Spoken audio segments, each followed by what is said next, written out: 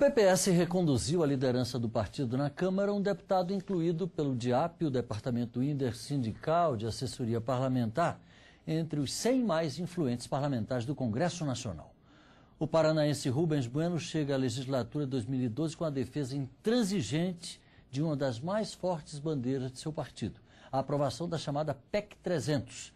Estabelece um piso salarial para os policiais militares e bombeiros de todo o país, mas enfrenta forte resistência dos governistas. O deputado também vai liderar a bancada na votação de matérias igualmente importantes, como o Código Florestal e os royalties do petróleo, entre outras. O deputado Rubens Bueno está aqui com a gente e participa desta edição do Palavra Aberta, que também está sendo retransmitida pela Rádio Câmara. Deputado, seja bem-vindo ao Palavra Aberta, parabéns pela recondução. Vamos começar pelo começo. Eu citei logo aqui a questão da PEC 300. O senhor acha que é o momento de aprová-la? Eu acho que passou do momento, na medida em que nós tivemos aí já crises da maior gravidade atingindo a Bahia. Eu estive lá em Salvador e Ilhéus naquela semana, pude ver o caos instalado nas cidades, especialmente em Ilhéus, onde vi arrastão acontecer próximo de mim e da minha mulher. E também vendo que o Rio de Janeiro e outros estados, a situação também se agravando cada vez mais. O que significa isso? Não é o discurso fácil de quem se apresenta na televisão, como vi há poucos dias, uma figura importante, dizer, não, mas a PEC 300 vai quebrar os estados brasileiros. Não é verdade. A PEC 300 não propõe nenhum valor, propõe um piso nacional de salários, como outras categorias também têm. Depois de uma regulamentação que vai dizer como é que os estados vão se ajustar a isso. A própria PEC fala, uma lei federal em 180 dias vai regulamentar, estabelecendo dentro dele um fundo contábil para, evidentemente, evitar desequilíbrios entre os estados brasileiros. Então, não tem essa dificuldade. A PEC 300 é uma necessidade, há todo um movimento, se criou muita expectativa. E não fomos nós que criamos, quem criou foi até o PT quando estava na oposição, incentivando movimentos em todo o país, incentivando todo tipo de situação, para que chegasse agora, e essa PEC está enrolando há quanto tempo? Então, acho que é muito importante, a questão de segurança pública no Brasil vem se agravando ao longo do tempo. Eu acho que ninguém pode também deixar de desaprovar qualquer conduta que não seja aquela devida e adequada, mas também não devemos fazer como estão fazendo, criminalizar greves quando tem o legítimo direito de pleitear conquistas para a sua classe.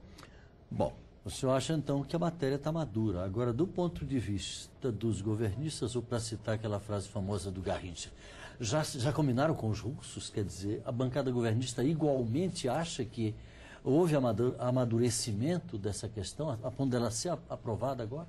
Se aprovada a PEC, nós vamos ter mais 180 dias para aprovar uma proposta do governo, que será uma lei que vai regulamentar esse piso salarial dos policiais militares, civis e também do Corpo de Bombeiros. Feito isso, nós vamos trabalhar todo esse período. Ninguém quer quebrar ninguém, mas se você quer trazer uma realidade, veja só, o estado de Sergipe paga 3.000 e poucos reais para os seus, o piso salarial em Sergipe. No Rio Grande do Sul é pouco mais de R$1.000. Então são realidades distintas que mostram exatamente o contrário.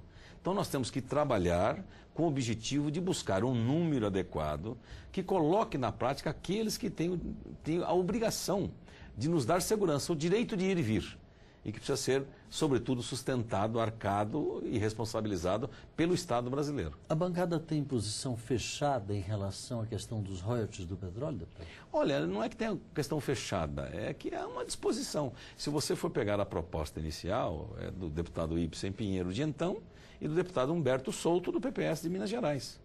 Deputado Ibsen, do PMDB do Rio Grande do Sul, e o nosso Humberto Souto. A divisão é igualitária. É igualitária. Você não pode deixar de estabelecer justiça. Não é? Daqui a pouco você está criando verdadeiros enclaves, não é? Dentro do país, sem mostrar que há dificuldades no país como um todo. E pensar o Brasil como o Brasil, e não você se apropriar de uma riqueza nacional, dizer que é sua porque está próximo de alguém ou por outras razões. Claro que você tem que dar uma compensação.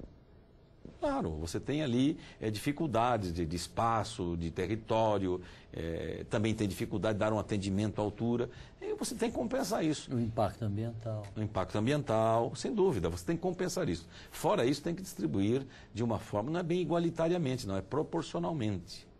né? E eu sempre defendo a tese proporcionalmente àqueles que ganham menos, em primeiro lugar, para poder melhorar esta relação de desigualdade que tem no país, né? Tratar desigualmente os desiguais para que encontremos a igualdade. Então, acho que por aí dá um bom caminho. E o fundo de participação, ele caminha bem por aí. Por isso, a proposta do Ibsen e do Humberto Souto. Código Florestal. Pois então, o Partido Marcha Unido ou está dividido? Na votação anterior, nós tivemos 2 votos contrários à decisão da Câmara, que foi do deputado Arnaldo Jordi e do deputado Roberto Freire. Os demais votaram pelo Código Florestal, sabendo que nós estávamos num grande debate político interno na Câmara, com várias situações do próprio governo da sua base em crise, e sabendo que o Senado ia votar, que votaria para a Câmara, ou que teria a sanção e que teria depois o veto a ser discutido. Então, são etapas que nós temos que vencer. O Senado votou e a informação que tem, com todos que aqui houve, do que está aí, é de que a volta dessa proposta do Senado, ela volta bastante avançada, bastante melhorada, que não tem por que razão mudar muito. Até porque aquela famosa anistia, né, que foi uma crítica muito grande, ela já no Senado caiu e agora ou nós aceitamos ou não tem mais o que modificar. Então a Câmara eu acho que vai dar um bom respaldo a isso e a própria bancada do partido. Na área política, o PPS escolheu como uma de suas bandeiras principais o fim do voto secreto, que encontra muita resistência ainda aqui dentro, né? Como é que o senhor entende que essa questão possa ser conduzida ainda este ano, um ano que a gente sabe que é um ano eleitoral, um ano que tem dificuldades até de aglutinar número, quórum aqui para qualquer decisão? Olha, tem uma preocupação de votar, que já foi votado até por unanimidade, né, o primeiro turno desta proposta na Câmara. Tem o Senado para falar. Se tem alguma coisa a alterar, você pode alterar. Discute-se muito a questão da eleição da mesa da casa, um ou outro ponto, que não é nada relevante do ponto de vista da importância de se acabar com o voto secreto.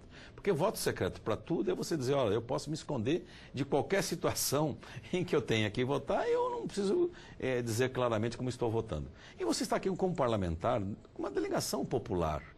A soberania popular indicou você para desempenhar um mandato cujo mandato deve ser o mais transparente possível. Então, nós criamos uma frente parlamentar, o deputado Ivan Valente e tantos outros, esta frente parlamentar pelo fim do voto secreto. Eu acho que é um avanço muito importante que a Casa precisa demonstrar esta vontade política à sociedade brasileira. Reforma política. Eu sei que a gente fala de reforma, a gente está falando de milhares de reformas, até porque cada parlamentar tem uma reforma na sua cabeça. Mas o PPS tem alguns itens dessa reforma que ele defende particularmente? Sim. Nós começamos pela base de tudo, né, da grande reforma política, que é o sistema e forma de governo. Nós somos parlamentaristas. E eu acho que o Brasil precisa voltar a discutir com muita responsabilidade essa questão da forma do sistema de governo. O passo seguinte é financiamento público. Não dá para continuar, você está aqui com mandato, tem um mandato dependente de financiamento privado, aberto ou não, né? Às claras ou escondido, isso tem que acabar. E o financiamento público de campanha dá igualdade de condições a todos aqueles que vão disputar uma eleição, não é? O voto em lista, você pode trabalhar ele, o lista, você pode trabalhar ele, o distrital misto, um em cada situação, mas trazer para a sociedade uma boa discussão. O que nós não podemos é continuar num sistema político atrasado, superado e vencido. Deputado, ainda temos um minutinho, queria só que o senhor sintetizasse para nós que novidades o senhor traz à liderança ou se a condução que o senhor fez na legislatura passada permanece em relação a esta, à frente da bancada do PPS. Temos uma bancada pequena, mas aguerrida, determinada, de bons parlamentares, de boa parlamentar, como é o caso da deputada Carmen Zanotto, de bons companheiros que têm o espírito público permanentemente em sua atividade parlamentar. Isso é que chama atenção, uma assessoria da melhor qualidade. E é com eles que nós vamos trabalhar. Este ano é um ano não tão completo, porque nós temos eleições municipais e tem uma presença de uma grande campanha no meio, mas vamos trabalhar olhando sempre para o interesse nacional, sabendo que nós temos que votar coisas importantes, como você mesmo elencou aqui, e que nós queremos priorizar, discutir e votar para valer. Como ontem, ou semana passada, nós votamos a questão da bomba cluster, né? Que nós queremos acabar com o deputado Raul Jungmann e o nosso estimado Gabeira já apresentaram proposta nesse sentido.